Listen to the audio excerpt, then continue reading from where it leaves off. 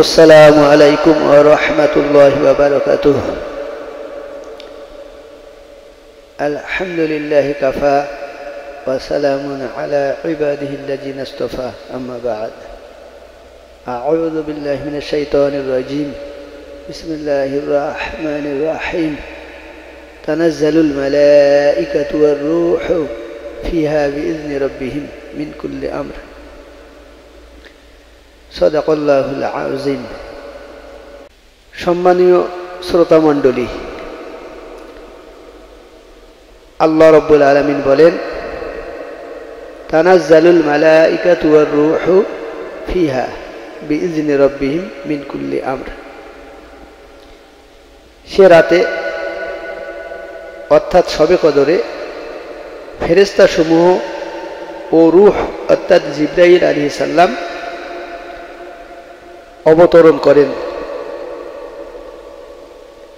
আপন পরওয়ারদিগারের আদেশে প্রত্যেক পূর্ণ বস্তু নিয়ে দুনিয়াতে। প্রিয় নবী সাল্লাল্লাহু আলাইহি ওয়াসাল্লাম বলেন,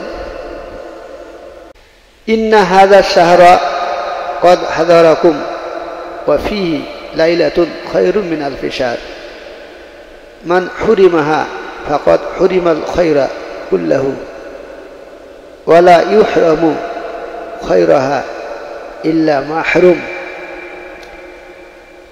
তোমরা এমন মাস পেয়েছো যাতে একটি রাত রয়েছে যা হাজার মাসের চেয়ে উত্তম।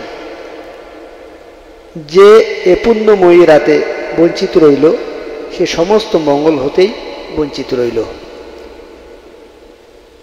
যে খুব হতভাগা সেই এর মঙ্গল অর্থাৎ শবে কদরের মঙ্গল হতে বঞ্চিত থাকে। রাসূলুল্লাহ সাল্লাল্লাহু আলাইহি ওয়াসাল্লাম আরো বলেন, ইজা কানা লাইলাতুল কদরি নাজালা জিবরাইলু ফি কাবকাবাতিন মিনাল মালাইকাতি ইউসাল্লুনা আলা কুল্লি আবদিন কাইমিন আও কাঈদিন ইয়াযকুরুল্লাহা আযজা ওয়া জাল। শবে কদরে হযরত জিবরাইল আলাইহিস সালাম ফেরেশতাদের একটি জমাত নিয়ে অবতীর্ণ হন। দাঁড়ানো ও বসা অবস্থায় যারা আল্লাহর জিকির এবং বিভিন্ন ইবাদতে লিপ্ত থাকে তাদের জন্য রহমতের দোয়া করেন।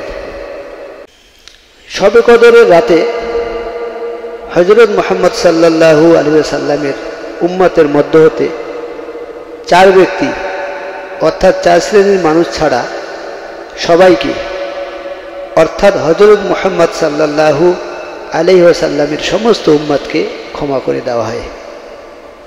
সে চার শ্রেণীর মানুষ হলো: এক, যে মদখোর; দুই, মাতা পিতার অবাধ্য সন্তান; তিন, আত্মীয়তার সম্পর্ক ছিন্নকারী; চার, হিংসুক। হযরত আয়েশা রাদিয়াল্লাহু আনহা একদিন রাসূলুল্লাহ সাল্লাল্লাহু আলাইহি ওয়াসাল্লামকে প্রশ্ন করেন, ইয়া রাসূলুল্লাহ সাল্লাল্লাহু আলাইহি ওয়াসাল্লাম, আমি যদি সত্যিকারভাবে শবে কদর পেয়ে যাই তবে কি দোয়া করব?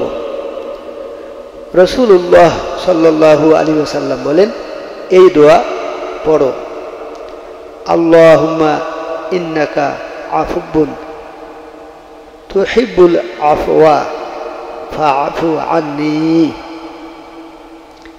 হে আল্লাহ, তুমি বড় ক্ষমাশীল, ক্ষমাকে ভালোবাসো, কাজেই তুমি আমাকে ক্ষমা করো। আল্লাহ পাক রব্বুল আলামিন শবে কদরে বেশি বেশি করে আল্লাহর ইবাদত বন্দেগী করার তৌফিক আমাদেরকে দান করুন। ওয়া আখিরু দাওয়ানা আনিল হামদুলিল্লাহি রাব্বিল আলামিন। আসসালামু আলাইকুম ওয়া রাহমাতুল্লাহি ওয়া বারাকাতুহু।